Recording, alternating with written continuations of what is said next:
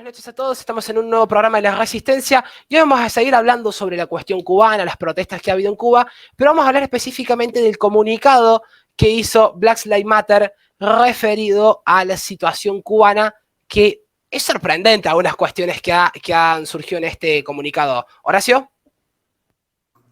Bien, en primer lugar creo que tenemos que ser lo más sinceros posible en este aspecto en cuanto a la honestidad que requieren ciertos discursos y luego empezar a analizar el trasfondo hipócrita que hay en el mismo.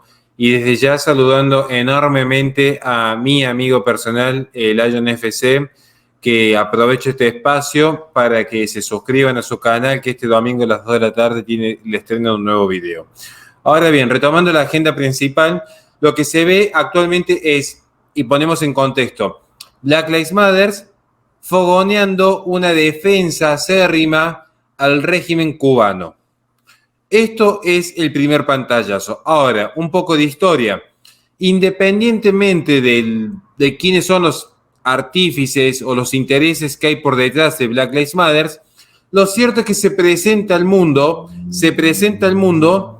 como una suerte de reivindicación a la equidad e igualdad entre las etnias, particularmente en Estados Unidos, donde ellos aducen que los afrodescendientes al día de hoy siguen siendo víctimas de lo que podemos considerar una suerte de racismo institucional y un racismo social. Es decir, ya sea porque por esencia de la propia comunidad o por esencia del propio Estado, hay una suerte o una tendencia a desfavorecer a los afrodescendientes. Este es el discurso oficial.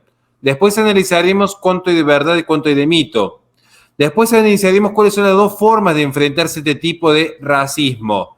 Porque no es lo mismo el modelo que puede llevar adelante, y vamos a tomar un ejemplo concreto, Charles Xavier o Magneto. Ambos luchaban por los mutantes, pero Charles Xavier apelaba a ese modelo propio de Martin Luther King, la paz y la integración mediante cánones de civilización, mientras Magneto apelaba al modelo propio de las Panteras Negras, que era la segregación y la tendencia a considerar que su propia etnia, su propia raza, es superior al resto.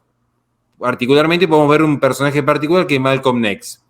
Bien, bueno, estos dos modelos es la discusión de fondo. Lo cierto es que Black Lives Matter ha demostrado en los hechos parecerse más a ese viejo activismo de las Panteras Negras, particularmente con los hechos de violencia en forma mancomunada con Antifa en tiempos de la gestión del gran patriota Donald Trump. Ahora, acá viene la paradoja, y particularmente más que paradoja o ironía, viene lo que es la hipocresía con lo que sucede en Cuba.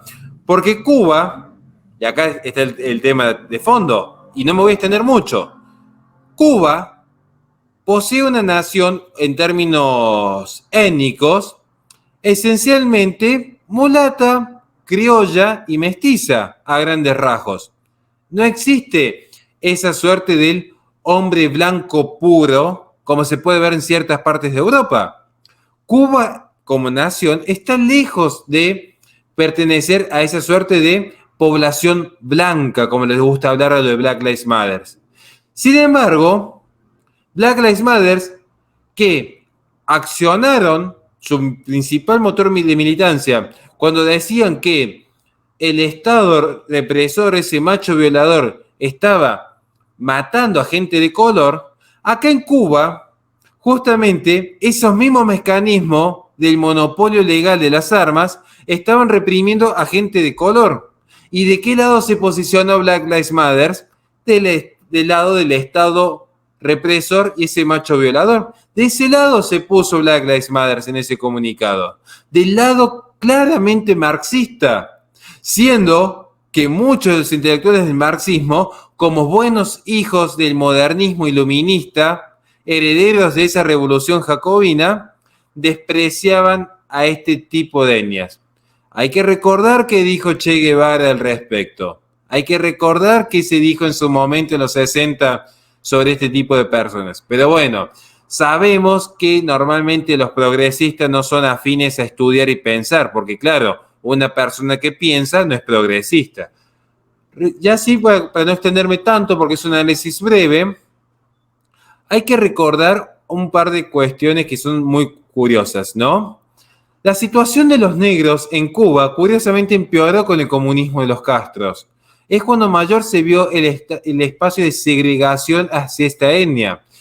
Recordemos, pues, que muchas veces se han visto como grandes activistas, estoy tomando en este caso, por ejemplo, a López Montenegro, que es un activista que tuvo una nota para Panam Post, que supo decir: ninguna charla puede superar una experiencia de vida. Soy cubano, activista de los derechos humanos, y he sufrido la extrema pobreza, vigilancia, encarcelamiento, violaciones de derechos humanos, abuso policial, hambre, lo que sea.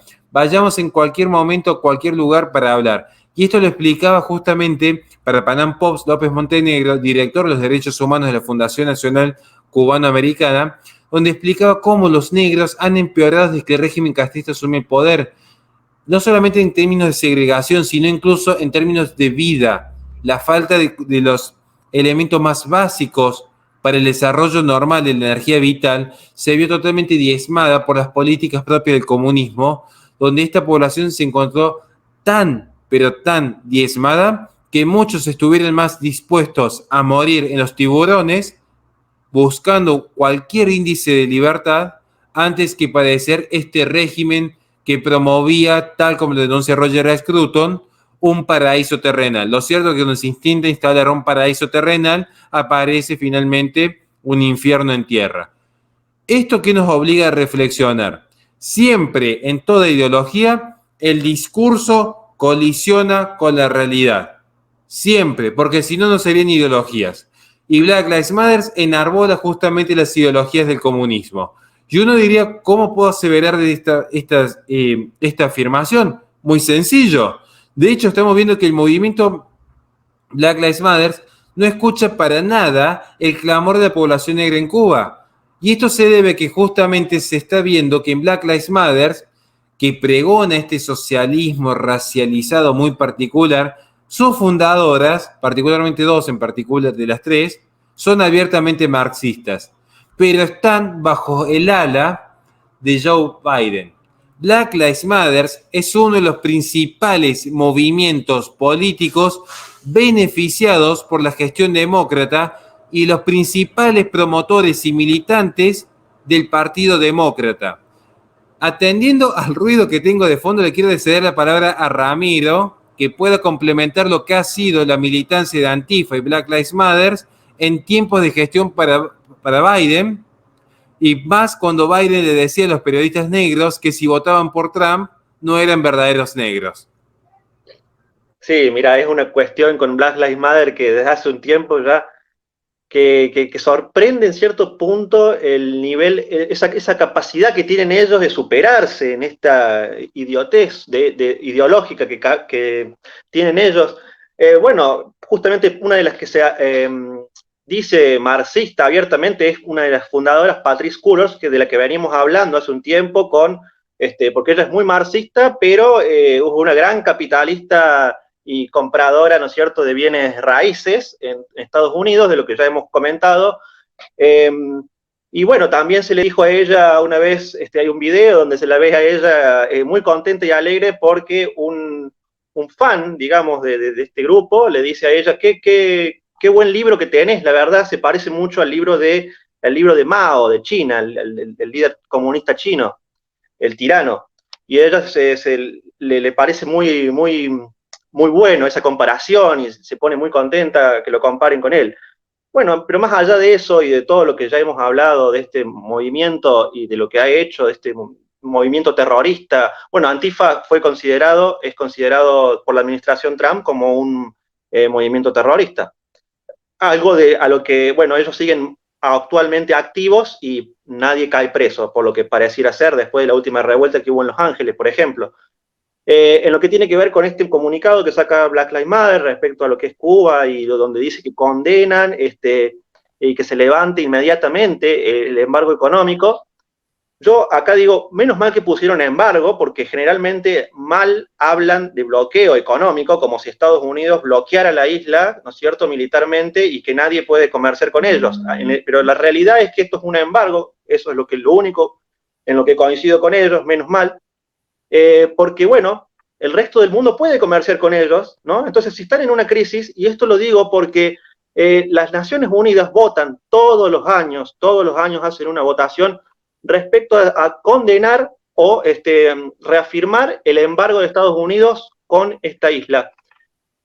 ¿Cuál fue la última votación? Y todas las votaciones son iguales, prácticamente les digo, pero la última, en este año, 184 países votaron en las Naciones Unidas a favor de que se levante el embargo económico de Estados Unidos, 2 países votaron en contra, Estados Unidos e Israel, y 3 países se abstuvieron.